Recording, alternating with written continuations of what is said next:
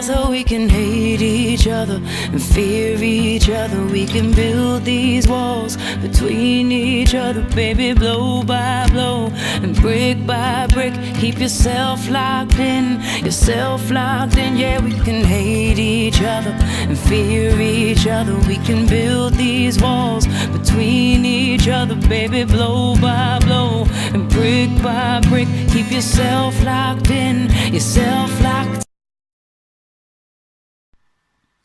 Israel e Palestina. Um conflito que não parece ter fim à vista. Embora antigo, este problema continua bem atual, com novos desenlaces quase todos os dias. Esta é uma disputa que abrange vários campos, entre os quais o político, o territorial e o religioso. Este conflito tem vindo a destruir vidas, famílias, relações de amizade e até mesmo comunidades inteiras. Muitos tentam fugir da miséria, da guerra e das mortes a que assistem. Outros acabam por não ter força ou coragem para tal. Outros ainda acabam por morrer na esperança de uma vida melhor. Comecemos por situar no espaço este conflito. Nos territórios palestinianos, a capital e a cidade mais populosa é Jerusalém Oriental. A sua língua oficial é o árabe e as suas moedas são o novo shekel israelita, a libra egípcia e o dinar jordano. Os territórios israelitas, por seu lado, têm como língua oficial o hebraico e o árabe.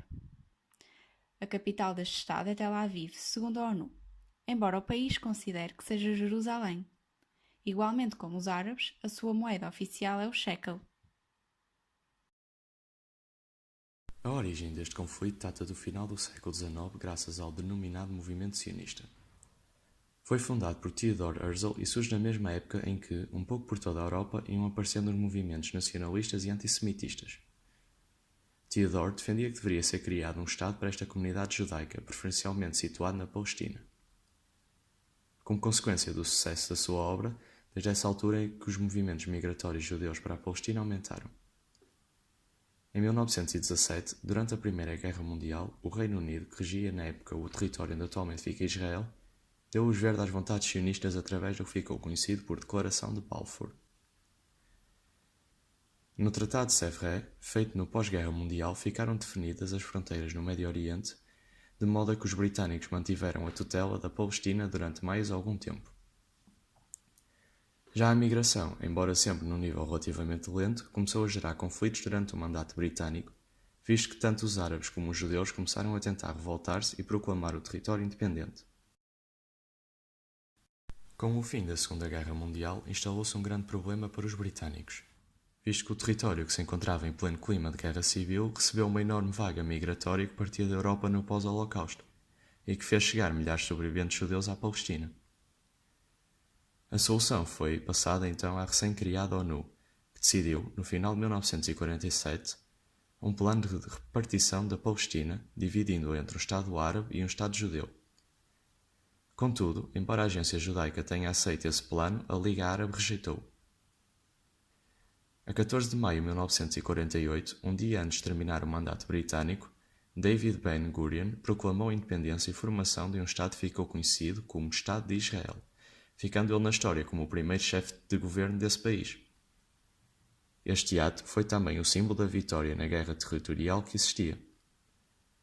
Este processo, que o lado árabe apelidou ali a catástrofe, originou um movimento imigratório dos árabes que viviam na Palestina e o início de uma guerra entre Israel e os países vizinhos.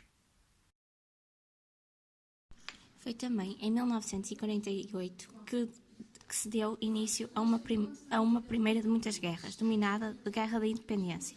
Na sua origem esteve a rejeição árabe do plano partilhado da Palestina, proposto pela ONU. Milícias árabes começaram campanhas contra Israel, às quais se juntaram tropas da Transjordânia, Síria, Egito, Líbano e Iraque, que invadiram a Palestina, ao que Israel, Estados Unidos da América e a União Soviética consideraram como uma agressão ilegítima. O conflito terminou com o armistício de Rhodes, que formaliza o controle israelita das das áreas pertencentes ao Estado de Israel, juntamente com mais de metade da área pertencente ao Estado Árabe. Após a guerra, os palestinianos que abandonaram ou foram expulsos das áreas ocupadas por israelitas deslocaram-se para campos de refugiados no Líbano, na Jordânia, na Síria e para a área que iria mais tarde ficar conhecida como Faixa de Gaza. Já que o seu regresso a casa não era permitido. Até à Guerra dos 6 Dias, o Egito controlou a Faixa de Gaza e a Jordânia, controlando também a Cisjordânia. 8 anos depois, surge a Guerra do Suez, também conhecida como a Guerra do Sinai, tendo esta partido de uma crise política que iniciou-se a 29 de outubro de 1956 e deu-se por terminada no mesmo ano, a 7 de novembro. Neste ano foi declarada ao Egito guerra por parte dos israelitas, estes que continham o apoio de França e do Reino Unido. O objetivo era dominar o canal do Suez até aí sob o controle egípcio, de modo a ter acesso ao comércio do Oriente. O motivo da guerra foi então o desejo das nações capitalistas controlarem um ponto estratégico no Mar Vermelho, que permite ligar a Europa à Ásia sem precisar de contornar a África. Foi no ano de 1964 que foi fundada a OLP, a Organização para a Libertação da Palestina, tendo sido Yasser Arafat, chefe da autoridade palestiniana, que assumiu o controle desta organização, tendo como seu principal objetivo destruir o Estado de Israel e recuperar essas terras. Tudo isto devido à não obediência dos israelitas quanto ao acordo realizado pela ONU acerca da divisão dos territórios. Através destas negociações, o Estado de Israel abdicou de determinadas terras que já então pertenciam à Palestina, mas que se encontravam em seu poderio. Além disso, cada um dos Estados pôde reconhecer a existência do outro. Porém, esta abdicação das terras por parte dos israelitas não se sucedeu devido a diversos combates entre estes povos, e só, recentemente, em 2005, Israel renunciou à Faixa de Gaza e à Cisjordânia. Contudo, novamente, na prática, isso nunca chegou a concretizar-se. A OLP participou também secretamente nos Acordos de Oslo, na Noruega. Estes que se destacam por uma série de acordos entre o governo de Israel e o presidente da OLP, mediados pelo então presidente dos Estados Unidos da América, Bill Clinton, assinados em 13 de setembro de 1993 na Casa Branca. Dos principais pontos do acordo destacavam-se a retirada da Faixa de Gaza e da Cisjordânia por parte de Israel e questões referentes a Jerusalém, tal como a Guerra dos 6 Dias, 1967, e o problema dos refugiados.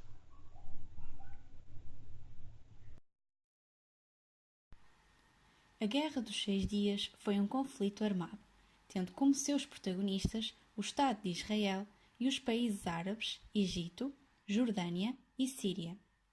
Este acontecimento realizou-se durante 6 dias, como o próprio nome indica, entre 5 e 10 de junho do ano de 1967. Tudo começou no dia 5 de junho, quando Israel iniciou um ataque prudente que não visava a intenção de matar nenhum inimigo, apenas de destruir a capacidade aérea dos países árabes. Em poucas horas, cerca de 319 aviações do Egito estavam destruídas. Com essa vantagem existente, as tropas israelitas conseguiram ocupar a faixa de Gaza por terra e ainda chegar ao Sinai. Perante todo este acontecimento, a ONU, muito pressionada por parte dos Estados Unidos, decidiu iniciar um processo de negociação que consistia na reconsideração dos países envolvidos na guerra acerca dela mesma. Estavam postas em causa as perdas já tidas perante este conflito e a ameaça de outros países muçulmanos entrarem nele, podendo torná-lo em algo incontornável e catastrófico. A guerra deu-se por terminada no dia 10 de junho do mesmo ano. Israel foi quem absorveu as melhores consequências da guerra, conseguindo aumentar as suas fronteiras, estas que passaram a incluir as colinas de Golã, a Cisjordânia e a Península do Sinai. Dos resultados da guerra podem ser destacadas as perdas de equipamentos militares e perdas humanas dos Estados Árabes, a destruição da Força Aérea da Jordânia e a renúncia do cargo do presidente do Egito. No entanto, este conflito não fez atenuar os ódios sentidos pelos dois Estados. Pelo contrário, conseguiu amplificar a antipatia do mundo islâmico ao Estado de Israel. Foi por essa altura que surgiram os primeiros colonatos, que que foram construídos como parte de uma política de colonização, sendo a sua maioria construída na Cisjordânia e em Jerusalém Oriental. Tinham sido também construídos alguns no Sinai, porém esses reconheceram o seu fracasso em 1997. Foram ainda construídos alguns na faixa de Gaza, tendo sido abandonados no ano 2005, depois de Israel ter decidido a sua retirada desse território. Com a rápida e numerosa expansão dos colonatos na zona da Cisjordânia, as deslocações tornavam-se difíceis, principalmente devido à construção feita por parte dos israelitas de vedações e muros de separação. Como tentativa para a resolução desta questão, propôs-se redesenhar a fronteira, trocando terras, o que fracassou. Além de questões de planificação, a questão política é uma agravante dos colonatos, isto porque gera conflitos, devido aos colonos terem um partido político com representação parlamentar e apresentarem-se politicamente muito ativos. Israel já foi, também condenado 2 vezes nas Nações Unidas, e nem os seus aliados ocidentais apoiam a expansão desta forma de ocupação. Nos dias que correm, ainda vivem mais de 300 mil israelitas nos colonatos da Cisjordânia e mais de 200 mil nos que foram construídos nos subúrbios de Jerusalém Oriental.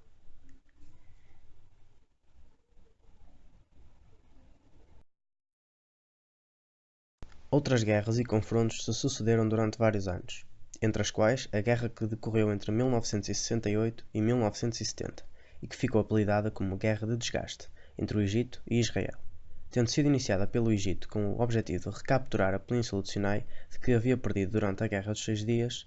Este conflito terminou em 1970, com as fronteiras de ambos os países a manterem-se iguais. Já a 6 de outubro de 1973, os exércitos do Egito e da Síria atacaram de surpresa Israel durante a celebração de Yom Kippur, que é uma das datas mais importantes do judaísmo, com o objetivo de conquistarem os territórios que tinham perdido nos conflitos anteriores. A guerra que ganhou o nome da celebração que ocorria começou com um ataque no Sinai e nas colinas de Golan. Após vários avanços e recuos, este conflito só terminou com a intervenção da ONU, sendo que os egípcios aclamaram com a vitória, uma vez que, com esta guerra, conseguiram reabrir o canal de Suez, que estava até então bloqueado. No entanto, no meio de todo este enxame de guerras e atentados, podemos destacar um dos acordos mais importantes para a tentativa de uma iniciativa de paz, como sendo os Acordos de Camp David. Estes acordos pretendiam a paz entre Egito e Israel e foram assinados pelo presidente do Egito e pelo primeiro-ministro de Israel na Casa Branca em 17 de setembro de 1978. Os 2 acordos de paz assinados continham temas sobre como deveria ser encaminhada a questão da Palestina, pois os palestinianos queriam um Estado próprio sediado em áreas onde Israel não tivesse jurisdição, e ainda sobre a negociação do Tratado Israelo-Egípcio, que consistiu em temas tais como a desocupação da Península do Sinai por parte de Israel. Com os acordos de Camp David, a paz entre os 2 países deu-se após 30 anos de conflitos entre os mesmos. Porém, ao assinar a paz com Israel, o Egito ficou isolado da comunidade árabe e muçulmana, inclusive foi suspenso da Liga Árabe até ao final da década de 1980. Apesar de a estabilidade entre Palestina e Israel continuar até aos dias de hoje, os acordos de Camp David vieram provar que árabes e israelitas eram capazes de dialogar de forma positiva. Outro tipo de protestos públicos de cariz político que os palestinos faziam contra a presença dos judeus em seu território eram as denominadas de intifadas. A primeira ocorreu entre 1987 e 1993. Começou como uma revolta de palestinos, na sua maioria jovens, contra a ocupação militar israelita na Cisjordânia e na faixa de Gaza. Os líderes da OLP rapidamente assumiram o controle do movimento.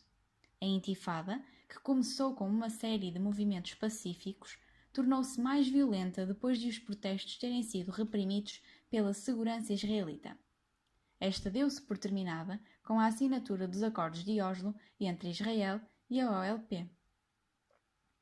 Porém, a segunda intifada, em 2000, despoletou com a visita do líder da oposição israelita, Ariel Sharon, e um grande número de guardas armados a um território em Jerusalém que declararam como eternamente pertencente a Israel.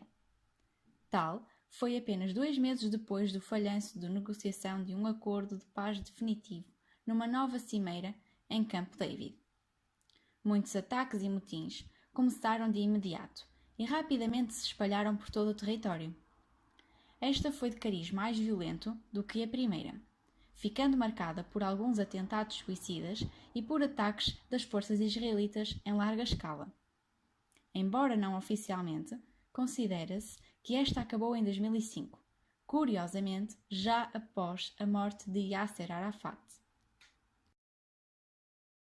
Este tempo, que durou entre a primeira e a segunda intifada, foi complementado com a Guerra do Golfo, que ocorreu entre 1990 e 1991 e começou com a invasão e anexação do Kuwait por parte do Iraque.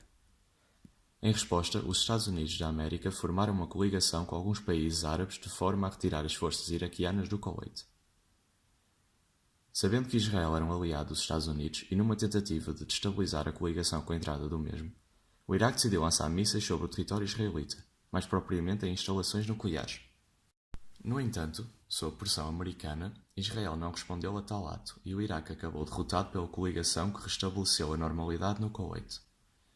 Curioso é que as autoridades palestinianas apoiaram o Iraque durante todo este processo, o que levou a que, em seguida, vários Estados árabes expulsassem, no final da guerra, vários palestinianos dos seus territórios, dando por isso a origem a uma vaga de refugiados que levaram a OLP a assinar os Acordos de Oslo.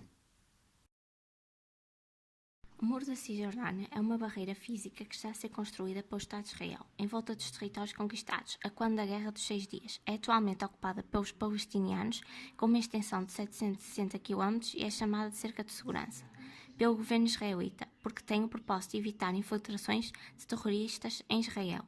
Por sua vez, o governo da Palestina refere-se ao muro como uma barreira de segregação social. Tal ato já mereceu a intervenção da ONU, mais nomeadamente do Tribunal Internacional de Justiça, que pediu a remoção do mesmo e afirmou que o muro é uma tentativa ilegal de anexar territórios palestinianos e de controlar a circulação de pessoas.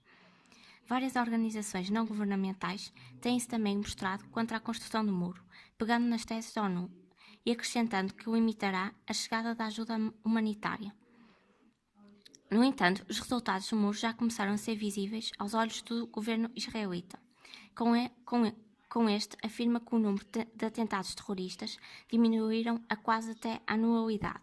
No entanto, mesmo dentro do próprio país, a existência do muro está longe de ser consensual.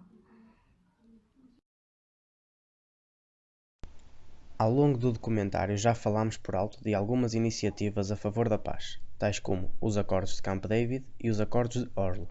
Iremos agora relatar alguns nomes galardoados e outras iniciativas que foram notórias ao longo deste processo conflituoso para a tentativa de uma união e com visão na paz das comunidades.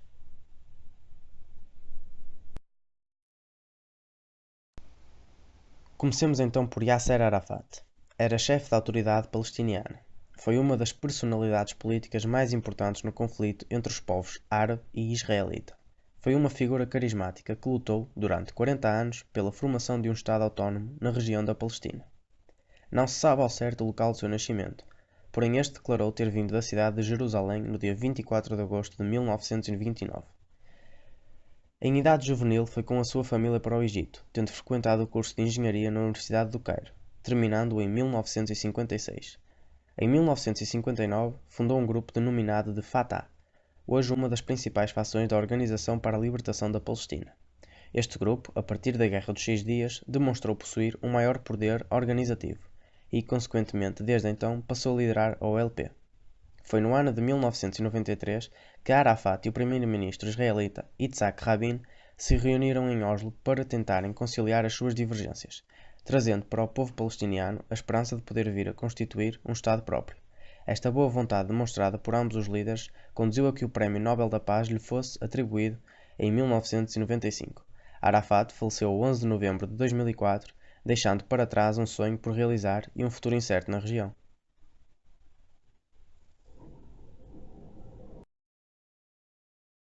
Nasceu a 16 de agosto de 1913 em Brest, na Bielorrússia. Menachem Begin foi declarado como o 6º primeiro-ministro do Estado de Israel em 1977. Arriscou a sua vida e também a sua reputação para proteger o povo judeu e acreditava que os judeus tinham também os seus direitos, como qualquer povo. Foi considerado um guerreiro político e um primeiro-ministro muito popular em Israel, não só pela sua boa escrita, mas por ser considerado um ótimo orador e conter muitos apoiantes aos seus discursos. Foi no ano de 1978 lisonjeado com um Prémio Nobel na categoria da Paz. Faleceu a 9 de março de 1992 em Tel Aviv. Shimon Peres nasceu no dia 2 de agosto de 1923 na Polónia. Foi um político israelita, tendo sido também o nono presidente de Israel entre os anos 2007 e 2014. Ganhou o Prémio Nobel da Paz em 1994, juntamente com Isaac Rabin e Arafat, devido a ter participado nas conversações de paz como ministro das Finanças, tendo produzido os Acordos de Oslo. Durante o seu percurso, fundou em 1996 o Centro Peres para a Paz, este com o objetivo de promover a paz, o avanços duradouros no Oriente Médio, a tolerância e o desenvolvimento económico e tecnológico, a cooperação e o bem-estar. Faleceu em 28 de setembro de 2016, com 93 anos, no Centro Médico de Sheba, em Israel. Yitzhak Rabin nasceu 1 de março de 1922 em Jerusalém. Era judeu. Exerceu as funções de chefe do Estado-Maior do Exército Israelita, tendo sido um dos responsáveis pela vitória de Israel na Guerra de 1967, guerra esta já referida e tendo sido a Guerra dos 6 Dias. Tornou-se primeiro-ministro de Israel em 1974 a 1977 e no ano de 1994, como já foi mencionado, foi premiado com o Nobel da Paz. Acabou por morrer assassinado em 4 de novembro de 1995 por um estudante judeu militante de extrema-direita que se opunha às negociações com os palestinianos.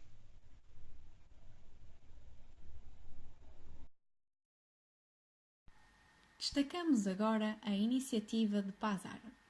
Foi no ano de 2002 que a Arábia Saudita propôs um plano de paz no The New York Times, este que se baseava nas resoluções 242 e 338 do Conselho de Segurança das Nações Unidas, mas ia mais para além disso, propondo a retirada plena como solução para o problema dos refugiados palestinos e a criação de um Estado palestino, onde a sua capital se situaria em Jerusalém Oriental, em troca de relações totalmente normalizadas com todo o mundo árabe.